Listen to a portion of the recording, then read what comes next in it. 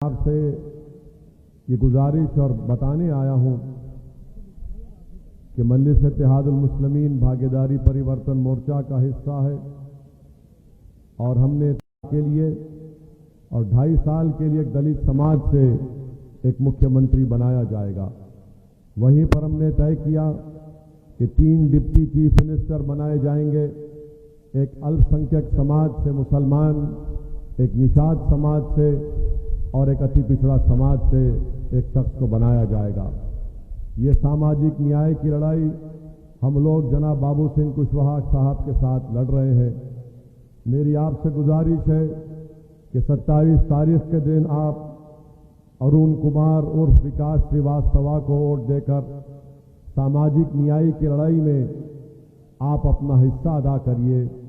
हम लोग हिस्सेदारी की लड़ाई लड़ रहे हैं और हिस्सेदारी की लड़ाई में हम उसी वक्त कामयाब होंगे जब आप यहां से विधानसभा से अरुण कुमार विकास श्रीवास्तवा को कामयाब करेंगे।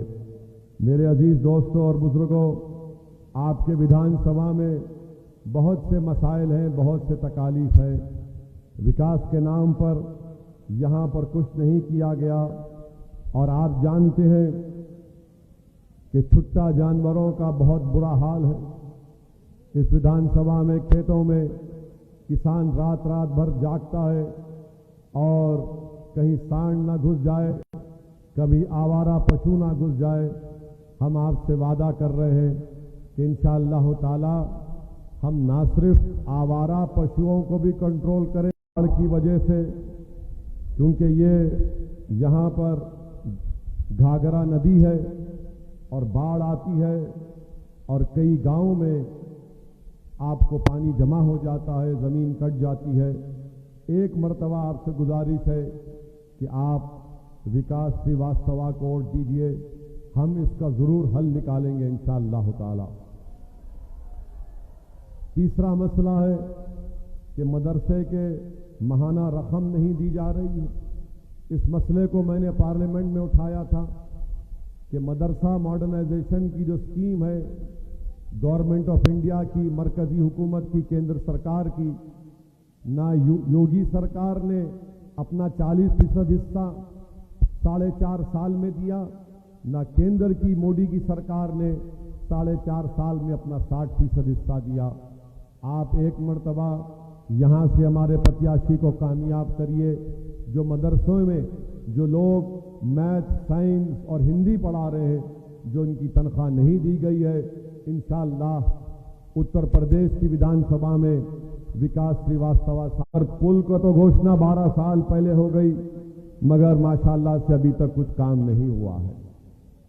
मेरे अजीज दोस्तों और बुजुर्गों, जब कोविड की सेकेंड वेव चल रही थी तो यहाँ पर मौजूदा बीजेपी के विधायक कहीं पर नजर नहीं आए, गायब हो गए। ऑक्सीजन सिलेंडर के साथ लेकर भाग गए। यहाँ पर लोग ऑक्सीजन के लिए तड़प तड़प कर मर गए। ये बीजेपी के मौजूदा विधायक के कारनामे, डबल इंजन की सरकार तो नाम की है, मगर काम ऐसा किया है कि आज उत्तर प्रदेश की जनता में गम और गुस्सा है कि बदलाव की पूरी लहर चल रही है और बदलाव की लहर इतनी चल रही है कि आज देश के प्रधानमंत्री को अपने भाषण में कहना पड़ा कि 10 मार्च के बाद हम लोग सांड के मसले को हल कर देंगे। और देश के प्रधानमंत्री का दिमाग कितना अच्छा है, देखिए आप। देश के प्रधानमंत्री कह रहे हैं कि मैं 10 मार्च के बाद आपको लिखकर दे रहा हूं कि हम गोबर से पैसे कमाकर आपको देंगे।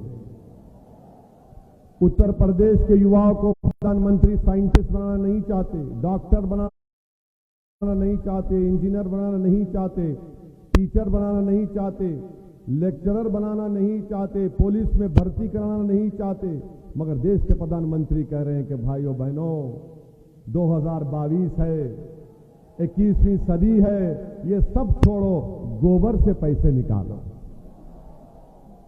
क्या प्रधानमंत्री दिमाग पाए हैं। और ये प्रधानमंत्री पहली मर्तबा नहीं कहे हैं। एक मर्तबा प्रधानमंत्री का भाषण ने जाकर देख लीजिए यूट्यूब पर। प्रधानमंत्री ने आईएएस, आईपीएस ऑफिसरों के दरमियान में कहा कि एक मर्तबा मैंने देखा कि मैं एक चाय की बंडी है, उसको चाय बनाने के लिए उसके पास गैस खत्म हो गई, तो बाजू गंदा नाला है, नाले से गैस निकल रही है, उसने जुगाड़ किया, उसने नाले के गैस को लेकर चाय बनाकर अपना कारोबार कर लिया। क्या दिमाग है प्रधानमंत्री आपका, वाह! माने नाले की गैस से उसने चाय बनाया। प्रधानमंत्री हमको भी बनाकर दिखाइए, नाले के गैस से चाय कैसा बनती है। आप बताइए कि देश का प्रधानमंत्री है और इस तरह की बात करता है कि गोबर से इनकम निकाल देंगे। प्रधानमंत्री युवाओं को नौकरी आपने नहीं दी, आपने किसानों को एमएसपी नहीं दी, तो आप तैयार हो जाइए, प्रधानमंत्री कहेंगे भाइयों बहनों अब गोबर पर एमएसपी मिलेगा आपको। तीसरी बात प्रधानमंत्री ने कही कि उत्तर प्रदेश की जनता ये कह रही है कि हमने मोदी का नमक खाया, उससे गद्दारी नहीं करेंगे। देश के प्रधानमंत्री, ये आपका नमक कब से हो गया? ये तो देश का नमक है ना। अगर आप ये कह रहे हैं कि प्रधानमंत्री पहुंचे कहां, उस प्रधानमंत्री के पोस्ट पर देश का नमक खाकर पहुंचे ना। मोदी का नमक खाकर तो मोदी प्रधानमंत्री नहीं बने, देश का नमक खाए, मगर प्रधानमंत्री इतने अहंकार में है, इतना गुरूर तकब्बुर में है कि प्रधानमंत्री कह रहे हैं कि मेरा नमक खाए हैं।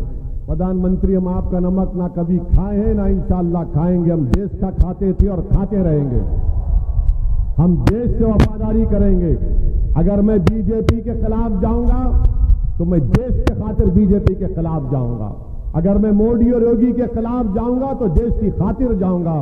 देश बड़ा है प्रधानमंत्री, देश का नमक तुमसे बड़ा है और हम सब देश से छोटे हैं। देश से कोई बड़ा नहीं हो सकता, मगर प्रधानमंत्री ये कह रहे हैं कि नमक। अब तीसरी बात प्रधानमंत्री के दिमाग में ये भी आ गई कि वो अब ऐलान कर रहे हैं कि फिक्र मत करिए, युवाओं को ये किया जाएगा। 4.5 साल में 5 साल करीब 7 साल हो चुके हैं, आपने उत्तर प्रदेश की जनता को क्या दिया? आप कह रहे हैं कि नमक मेरा खा रहे हैं। नहीं प्रधानमंत्री जी, अगर मैं पेट्रोल डीजल डलाता हूं तो उस पर जो टैक्स सरकार लेती है आपकी, उससे आप गरीब को राशन देते। आपको एहसान नहीं कर रहे। अगर कोई एक मां अपने भूखी औलाद को बिस्किट का पैकेट खरीदती है तो उस पर जीएसटी लगता है और उस जीएसटी से आप गरीब को उसको आप राशन देते हैं। मगर देश के प्रधानमंत्री समझते हैं कि मैं प्रधानमंत्री नहीं हूं, मैं दिल्ली का बादशाह सलामत हूं। ये इनकी बहुत बड़ी परेशानी है।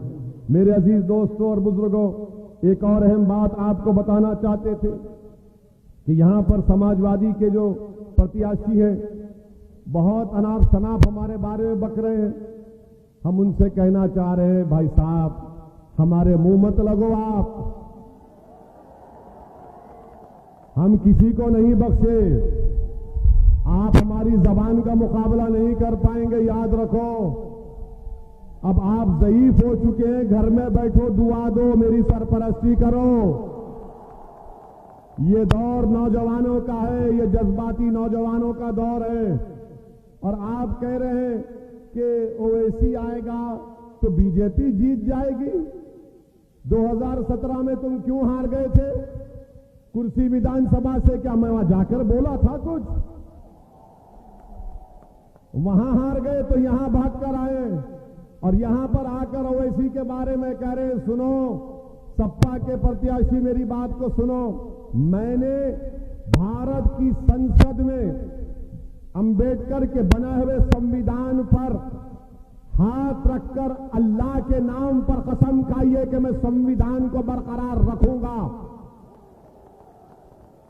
और मैं आपसे कह रहा हूं समाजवादी पार्टी के प्रत्याशी से कि इंशाअल्लाह ताला अल्लाह तुमको हराएगा। इंशाअल्लाह ताला तुम किसी की भी कसम खा लो, तुम हारोगे इंशाअल्लाह ताला। 4-4 मर्तबा के विधायक आपने क्या किया यहां पर बताओ? कौन सा विकास का काम किया?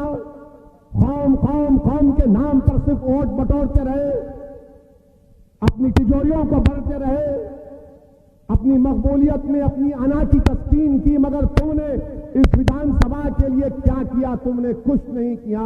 आज सपा के लोग ओवैसी पर उंगली उठाते हैं। याद रखो, मेरी जबान से किसी को नुकसान नहीं पहुंचता। हां, मेरी जबान से उन लोगों को नुकसान पहुंचता है जो भारत के संविधान की धज्जियां उड़ाना चाहते हैं।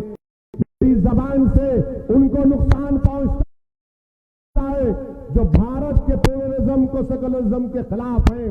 मेरी जबान से उनको तकलीफ पहुंचती है, उनको तकलीफ पहुंचती है जब हम और बाबू सिंह कुशवाहा हिस्सेदारी की बात करते हैं तो सपा के लोगों के सीनों पर सांप लौटते हैं। अरे बताओ क्या किया तुम्हारी सपा ने? मैं बताओ, कौम कौम का नाम लेकर वोट हासिल करने वालों बताओ। मैं आपको आदादे शुमार दे रहा हूं, आपको मैं जानकारी दे रहा हूं कि उत्तर प्रदेश में अगर मुसलमान दूसरे प्रदेश का एक 10 रुपए अगर खर्चता है अपने घर में, तो उत्तर प्रदेश का अल्पसंख्यक समाज का मुसलमान सिर्फ 7 रुपए खर्चता है। कौन जिम्मेदार है इसका बताओ? समाजवादी बसपा के लोगों। मैं जिम्मेदार हूं। 10 रुपये अगर दूसरे प्रदेश में घर में खर्च होता है तो आपके पास सिर्फ 7 रुपये खर्च होते हैं। क्या यह गरीबी नहीं है, मुफलिसी नहीं है?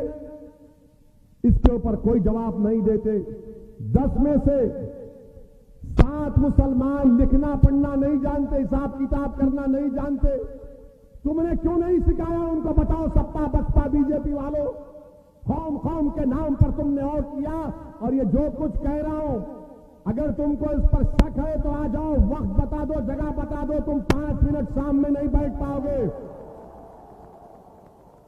आप सुनिए आपकी बर्बादी की दास्तान, बर्बादी की दास्तान सुनिए। आपको मालूम कि 10 में से 1 मुस्लिम बच्चा हाई स्कूल मुकम्मल करता है उत्तर प्रदेश में। 10 में से सिर्फ 1 बच्चा। बताओ, क्या तुम अपने बच्चों को नहीं पढ़ाना चाहते? कितने पढ़ाना चाहते? हाथ उठाओ। वहां भी हाथ उठा, नहीं पढ़ाना चाहते। अब पूछो सपा वाले से तुमने क्या किया शिक्षा के बारे में, तो बोलेंगे ये मत पूछो, बीजेपी को रोकना है, स्कूल नहीं देंगे, गरीबी मुकद्दर बना देंगे। और फिर बोलेंगे हमको वोट दो ताकि मैं गरीबी और मुफलिसी के चक्कर में हमेशा फंसा रहूं। तीसरी बात आप सुन लीजिए कि सिर्फ 7% अल्पसंख्यक समाज के मुसलमान हाई स्कूल मुकम्मल करते हैं। सिर्फ 7%, 7%। और 4% यूनिवर्सिटी की डिग्री मिलती है। उसके बावजूद भी सपा वाले मुझ पर उंगलियां उठाते हैं। तुमको तुम्हारे अखिलेश को मुख्यमंत्री बनने का मौका मिला। अखिलेश के पिता को एक नहीं कई मर्तबा मुख्यमंत्री बनने का मौका मिला। बताओ तुमने क्या किया जो कौम कौम कौम करके वोट हासिल करते थे? आपको कुछ नहीं मिला। और आपको एक और बात बता रहा हूं, आपको मालूम कि उत्तर प्रदेश में जो अल्पसंख्यक समाज का मुसलमान है वो अपर कास्ट से अगले जात वालों से 6 साल पहले मर जाता है। जिंदगी में इज्जत नहीं, मौत में भी नहीं है। ना जिंदगी में बराबरी दिए, ना मौत में बराबरी मिल रही। अब बताओ फिर आप किस बुनियाद पर इन पार्टियों को वोट देंगे? मुझसे दुश्मनी क्यों है? क्योंकि मैं इन चीजों को बयान करता हूं। मुझ पर गोलियां क्यों चलाई जा रही हैं? इस वजह से कि ये गरीबों और मजलूमों में जाकर हकीकत को बयान कर रहा है। मैं आपको उठाना चाहता हूं, मैं आपको खड़ा करना चाहता हूं, मैं आपको नेता बनाना चाहता हूं। ये मेरी लड़ाई नहीं लड़ रहा, आपके लिए लड़ रहे हैं हम लोग। ये सपा वाले आपको नहीं बताएंगे। ये पूरा डेटा है, आंकड़ा है मेरे पास। अखिलेश क्या कहेंगे? हम अल्पसंख्यक समाज को ई रिक्शा देंगे। अरे अबे ई रिक्शा की जरूरत नहीं है। शिक्षा में स्कूल की जरूरत है, कॉलेज की जरूरत है, गरीबी के खात्मे की जरूरत है। आप वो भी नहीं देना चाहते हमको। और आपको मालूम मेरे अजीज दोस्तों और बुजुर्गों, ये कौन जिम्मेदारी लेगा फिर इसका? इसीलिए मंजलिस पर तनकीद की जाती है, बाबू सिंह कुशवाहा पर उंगलियां उठाई जाती हैं। हम आपसे अपील करने आए हैं मेरे अजीज दोस्तों और बुजुर्गों कि आप 27 तारीख के दिन विकास श्रीवास्तव जिसका निशान पतंग है उसके निशान पर वोट डालिए। ये लड़ाई हमारी है, ये लड़ाई आपकी है और मेरी जिंदगी की कोई कीमत नहीं है। मैं शुक्रगुजार हूं बाबू सिंह कुशवाहा साहब का कि उन्होंने मुझे इतना मान सम्मान दिया, मुझे इतनी इज्जत दी और कहा कि असदुद्दीन ओवैसी के साथ कुशवाहा खड़ा हुआ है। मैं इनका शुक्रिया अदा करता हूं, मगर मेरी जिंदगी की कोई अहमियत नहीं है। मैं दुनिया में आया तो चला जाऊंगा, आपका मुस्तकबिल है। मैं कल आने वाला सूरज जब निकलेगा वो तुम्हारा होगा, याद रखो। और अगर जो गोली हमको मार रहा है उनको मारने दो, हमको परवाह नहीं, हम सिक्योरिटी नहीं लिए। हमने पार्लियामेंट में खड़े होकर कहा कि हमको सिक्योरिटी जेड कैटेगरी की नहीं चाहिए, हमको ए कैटेगरी का शहरी बनाओ आप। अगर ओवैसी को सिक्योरिटी मिल जाएगी और मेरे बच्चों को नहीं मिलेगी तो उसका क्या फायदा। अगर ओवैसी को सिक्योरिटी मिल जाएगी और मेरे 22 बच्चों को CAA NPR के प्रोटेस्ट में गोली मारकर उनको शहीद कर दिया गया तो मेरी जिंदगी का क्या फायदा। अगर 10 में से सिर्फ एक बच्चा हाई स्कूल में पढ़ रहा है तो मैं क्या करूंगा सिक्योरिटी लेकर।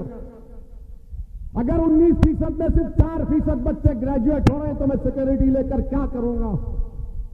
अगर सबसे गरीब मैं हूं तो मेरी सिक्योरिटी क्या फायदेमंद। सबसे ज्यादा बेरोजगार अगर हम हैं तो सिक्योरिटी लेकर मैं क्या करूंगा। तुमको मालूम उत्तर प्रदेश में ये सपा बसपा वाले आकर कहते कौम कौम कौम। कितने मुसलमानों के पास 2 एकड़ जमीन है, 1%। बताओ फिर क्या होगा आपका। आप जिम्मेदार है किसी हद तक। मैं आपके दरमियान में खड़े होकर आपसे शिकायत कर रहा हूं क्योंकि आपने इनको इनका साथ दिया, ये समझकर साथ दिया कि हमसे इंसाफ होगा, मगर इन्होंने इंसाफ नहीं किया। अगर मैं अल्लाह ने मुझे लंदन से डिग्री दी, मैं लंदन से पढ़ के आऊं, मगर मैं अपनी काबिलियत की तारीफ नहीं कर रहा हूं। मैं उस पार्टी से ताल्लुक रखता हूं जो कमजोरों और मजलूमों की आवाज उठाती है। मेरा ताल्लुक उस पार्टी से है जो मजलूमों का साथ देती है। मैं उस पार्टी से ताल्लुक रखता हूं जो हमारे कुरैश बरादरी के लोगों को इंसाफ दिलाना चाहती है।